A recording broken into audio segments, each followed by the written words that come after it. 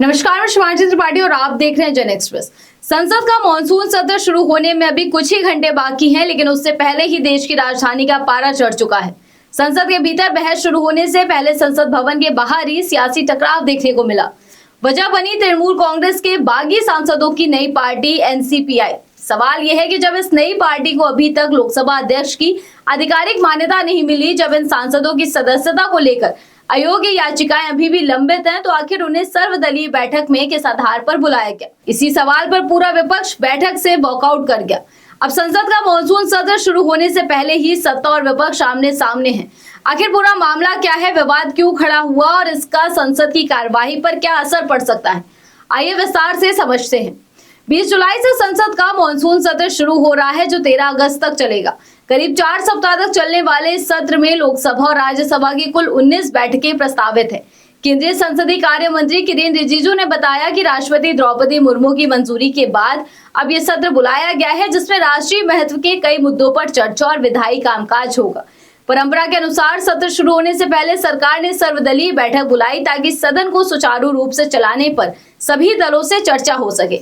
लेकिन इस बैठक में उस समय बड़ा विवाद खड़ा हो गया, जब तृणमूल कांग्रेस से अलग हुए 20 सांसदों की नई पार्टी एनसीपीआई को भी आमंत्रित किया गया। विपक्ष का कहना है कि लोकसभा अध्यक्ष ने अभी तक इस नई पार्टी को आधिकारिक मान्यता नहीं दी है।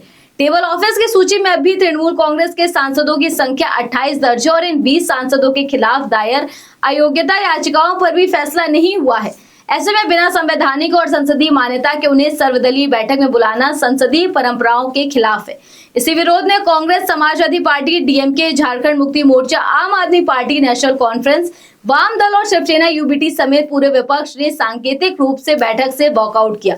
हालांकि कुछ देर बाद विपक्षी नेता दोबारा बैठक में लौट आए, लेकिन उन्होंने सरकार के फैसले पर कड़ा विरोध जताया। दूसरी ओर बागी सांसदों ने मांग की कि उन्हें मुख्य टीएमसी सांसदों के साथ नहीं बैठाया जाए। सरकार ने उनकी ये मांग मानते हुए उनके लिए अलग बेंचों पर बैठने की व्यवस्था भी कर दी है। यही फैसला विपक्ष के निशाने पर आ गया। टीएमसी सांसद महुआ मोइत्रा ने आरोप लगाया कि जब किसी नई पार्टी को लोकसभा अध्यक्ष की मंजूरी ही नहीं मिली, तब संसदीय कार्य मंत्रालय ने उसे किस आधार से सर्वदलीय बैठक में बुलाया। उन्होंने कहा कि 91वें संविधान संशोधन के बाद अलग संसदीय ब्लॉक की व्यवस्था नहीं है और जब तक स्पीकर किसी विलय या नए समूह को मान्यता नहीं देते, तब तक ऐसे सांसदों को अलग राजनीतिक इकाई के रूप में स्वीकार नहीं किया जा सकता।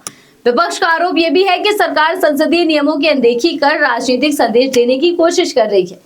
वहीं झारखंड मुक्ति मोर्चा की सांसद महुआ मांझी ने भी सरकार पर निशाना साधते हुए कहा कि भारतीय जनता पार्टी लगातार दूसरी पार्टियों के सांसदों को अपने साथ जोड़ने की कोशिश कर रही है।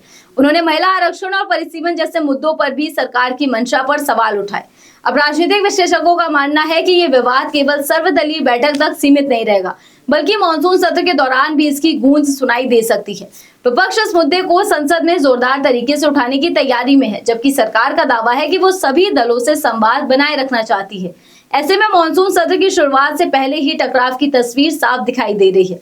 अब देखने वाली बात होगी कि आने वाले दिनों में संसद में राष्ट्रीय मुद्दों पर चर्चा ज्यादा होगी या फिर राजनीतिक आरोप प्रत्यारोप और प्रक्रियागत विवाद ही सदन की कार्यवाही पर हावी होंगे।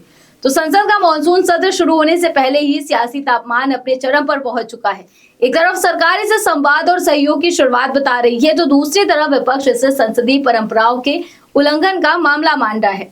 अब सबसे बड़ा सवाल यही उठ रहा है कि क्या ये विवाद केवल सर्वदलीय बैठक तक सीमित रहेगा या पूरे मॉनसून सत्र की कार्यवाही पर इसका असर देखने को मिलेगा। फिलहाल आज इस खबर में बस इतना ही। देश दुनिया की ऐसी तमाम खबरों को जानने के लिए आप देखते रहिए जन एक्सप्रेस। धन्यवाद।